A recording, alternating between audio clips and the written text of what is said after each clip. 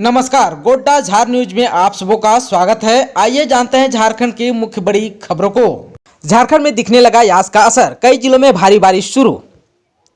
राज्य में बुधवार की सुबह से ही भीषण चक्रवात यास का असर दिख रहा है। इस चक्रवात के कारण दक्षिणी जिले पूर्वी सिंहभूम, पश्चिमी सिंहभूम, सरायकेला, खरसवां और सिमडेगा में कहीं कहीं तेज बारिश हो रही है। इसके साथ ही 40 से 50 किलोमीटर प्रति घंटा की रफ्तार से हवा चल रही है। शेष राज्य में सामान्य रूप से बादल छाए हुए हैं।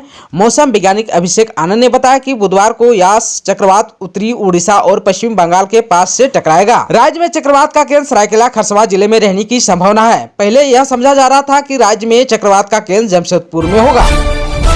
चक्रवात यास को देखकर झारखंड में तैयारियां पूरी। कुल्हान से लोगों को सुरक्षित स्थानों में पहुंचाया। बंगाल की खाड़ी से उठे चक्रवातीय तूफान यास के बुधवार को उड़ीसा और पश्चिम बंगाल के तटों पर पहुंचने के अनुमान और इसके कारण हो रही मूसलाधार बारिश आंधी के मद्देनजर झारखंड में सरकार पूरी तरह सतर्कता बरत रही है। मुख्यमंत्री हेमंत सोरेन के नेतृत्व में मंगलवार को हुई उच्च स्तरीय समीक्षा बैठक के बाद पूर्वी सिंहभूम, बोकारो, पश्चिमी सिंहभूम, सरायकेला, खरसवां आदि जिलों के अनेक इलाकों में झोपड़ियों और कमजोर मकानों में रह रहे लोगों को सुरक्षित स्थानों पर पहुंचाया गया।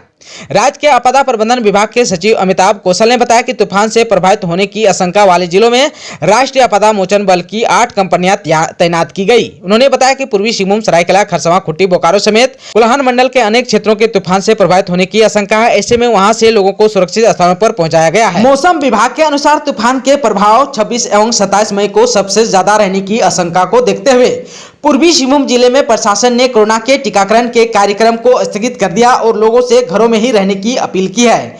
मौसम विभाग के झारखंड केंद्र के प्रभारी अभिषेक आनंद ने बताया कि अगले 24 घंटों में राज्य के अधिकतर जिलों में मूसलाधार बारिश और ओडिशा तथा बंगाल से सटे हुए जिलों में तेज आंधी के साथ बारिश होने की आशंका है। झारखंड में 3 जून तक बढ़ा लॉकडाउन, नए गाइडलाइंस के अनुसार क्या है नया बदलाव, आइए जानते हैं। झारखंड में स्वास्थ्य सुरक्षा सप्ताह की अवधि अब 3 जून की सुबह 6 बजे तक बढ़ा दी गई है। इसके तहत पूर्व से जारी पाबंदियां 3 जून तक जारी रहेगी। मुख्यमंत्री हेमंत सोरेन की अध्यक्षता में मंगलवार को आपदा प्रबंधन प्राधिकार की हुई इस बैठक में यह निर्णय लिया गया। इससे पहले यह अवधि 27 मई की सुबह 6 बजे तक थी। बैठक में ई पास से किसानों सहित कुछ अन्य लोगों को छूट देने का भी फैसला हुआ। अब किसान बिना ई पास के कृषि उत्पादों का परिवहन कर सकेंगे। सचिवालय को दोपहर 2 बजे तक खोलने का भी निर्णय लिया है। संयुक्त सचिव स्तर पर इससे ऊपर के अफसरों को अनिवार्य रूप से दफ्तर आने को कहा गया है। वहीं पर 33% कर्मियों के साथ सभी विभाग कार्य करेंगे। बैठक में मुख्यमंत्री के अलावा स्वास्थ्य मंत्री बन्ना गुप्ता, मुख्य सचिव सुखदेव सिंह, विकास आयुक्त सह अपर मुख्य सचिव स्वास्थ्य अरुण कुमार सिंह सहित अन्य अफसर मौजूद थे। झारखंड में कोरोना काल में बेरोजगारी खत्म करने की पहल, 137 कामगारों को मिला काम। मुख्यमंत्री श्रमिक रोजगार योजना के तहत रोजगार पाने वाली महिला श्रमिकों ने झारखंड सरकार की तारीफ की है। लॉकडाउन में रोजगार मिलने से सभी महिलाएं खुश दिखी। बता दें कि 137 कामगारों को रांची नगर निगम में रोजगार से जोड़ा गया है। इन सभी मजदूरों को 50 दिन का रोजगार दिया गया। सभी श्रमिक डेली वेज पर काम करेगी। वहीं पर श्रमिकों को जॉब कार्ड मुहैया कराने के मौके पर राज्य के मेयर आशा लकड़ा ने कहा कि इस योजना को और पहले लाने की जरूरत थी, जब कोरोना का पीक टाइम चल रहा था। अगर ये योजना उस समय आई होती तो लोगों को और भी लाभ मिलता। मेयर ने कहा कि देर आए पर दुरुस्त आए। इस योजना से रांची के लोगों को लाभ तो मिलेगा ही।